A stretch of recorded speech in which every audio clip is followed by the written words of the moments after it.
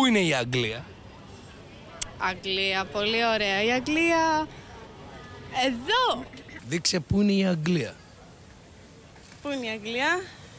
Όχι από εδώ, Η Αγγλία είναι πάνω από την Ελλάδα, κάπου εδώ.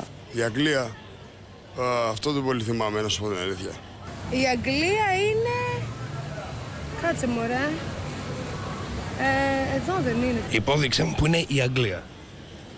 Θα σε γελάσω. Πού είναι η Αγγλία? Έλα, εντάξει, εύκολο. Εδώ. Πάμε ένα εύκολο. Πού είναι η Αγγλία? Εδώ δεν είπαμε. Εντάξει. Για δείξε μου πού είναι η Αγγλία.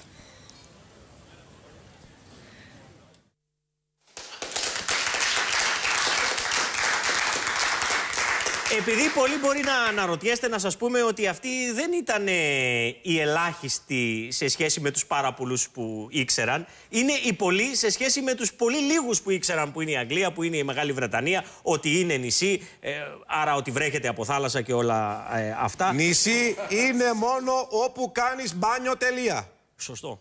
Στην Αγγλία δεν κάνεις μπάνιο, άρα Ακριβώς. πάρα πολύ καλά οι συμπολίτες μας. Τώρα, αυτό που είναι βρώμικοι και Άγγλοι, τι σε πειράζει εσένα? 2, στο μάθημα αυτό μπορεί να ήταν άρρωστοι. Όλοι το έχουμε πάθει. Φέραν τη μαμά του στο χαρτί. Ειλικρινά. Πριν το ξεκινήσουμε αυτό, εγώ δεν πίστευα ότι υπάρχει τόση ασχετοσύνη. Παιδιά, οι άνθρωποι πραγματικά δεν ξέρουν που είναι η Αγγλία. Όλοι αυτοί, και κακώς δεν το κάναμε, θα πρέπει την επόμενη φορά να το κάνουμε, να τους ρωτάμε πρώτα τη γνώμη τους για ένα θέμα. Σίγουρα θα έχουν, να είστε σίγουροι, παιδιά. Αυτοί τώρα που δείχνουν εκεί, δείχνουν κάπου στην Πολωνία και λέει εδώ είναι η Αγγλία, αυτοί άμα τους ρωτήσει τι γνώμη έχεις για τον Brexit, θα σου πούν